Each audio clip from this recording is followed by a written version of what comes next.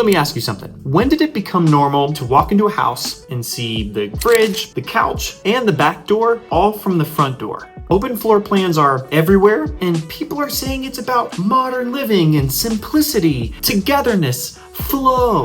But I've got a new theory, and once you hear it, you won't be able to unhear it.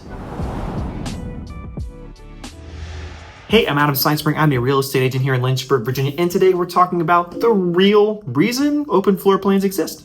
Spoiler alert, it's not about style. Maybe it's about control. Let's go back. Not way back, but just like a few decades. There was a time when homes had walls. Kitchens were separate. Living rooms were cozy. There was a magical thing called privacy. You could burn your dinner in peace without your guests watching you struggle to open the fire extinguisher with oven mitts on. Good times. Then, sometime around the late 80s into the 90s, things started to change. Builders, architects, HGTV, they started pushing the idea that open was better. No more wasted walls, no more isolated cooks, just one big happy room for everybody. And honestly, it sounded good, and it even looked good, until you realized that the open floor plan actually removed your ability to be private. Let's break this down. Open floor plans, they look modern, but here's what they actually do. Number one, they eliminate boundaries. In older homes, each room had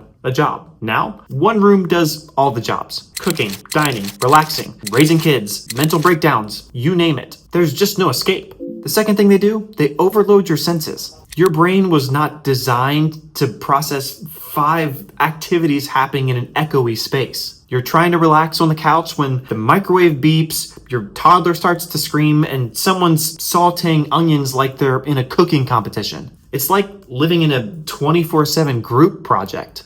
And the third thing it does, it actually demands perfection. In a closed layout, if your kitchen's messy, you close the door. In an open layout, you hope your guest loves the lived-in aesthetic of dishes, crumbs, and broken dreams. Open floor plans are essentially emotional blackmail for clean living. But here's where it gets deeper. I actually believe that open floor plans are a reflection of cultural values shifting towards more visibility and control. Think about it. Open spaces mean fewer secrets. Parents can see everything their kids are doing, hosts can monitor every guest, and even your smart devices now have more access to sound space because there's nowhere to put them. It's very much an architecture of surveillance. Why do you think major retails and grocery shopping centers have one big open space? We traded privacy for togetherness, but what we actually got was constant exposure. Quick story. I had a client. We walked into a beautifully staged, open concept home. Vaulted ceilings, exposed beams, one big open rectangle of a main space. We made it a few minutes in, and then she turns to me and says, "Where do I go to be alone?" Because there wasn't a basement, and the rooms were like right there on either side of the rectangle. And then it hit me. Open floor plans can feel less like freedom and more like being trapped in a glass box with your own life. But there is good news. If you love open layouts, awesome. I'm actually pretty partial to them myself. But just make sure you can set up visual zones, like a reading nook or a cooking station, or maybe even consider a nice decorative curtain to just break up the constant openness. And if you're building or buying, don't be afraid to ask, do I actually want this open, or am I just supposed to want to? Because sometimes a good wall isn't a barrier, it's a boundary.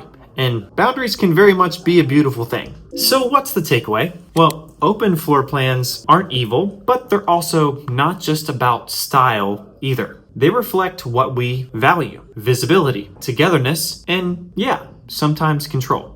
But if you're feeling overwhelmed in your own home and you find yourself dreaming of quiet corners and closed doors, you're not alone. Your brain craves and actually needs some separation. And maybe, just maybe, the wall wasn't the problem. Maybe it was actually the solution. If this hit just a little bit too close to home, pun intended, then hit like, subscribe, and maybe drop a comment. Let me know what you would prefer. Are you team open concept, or are you more team give me my rooms back? I'll see you at the closing table.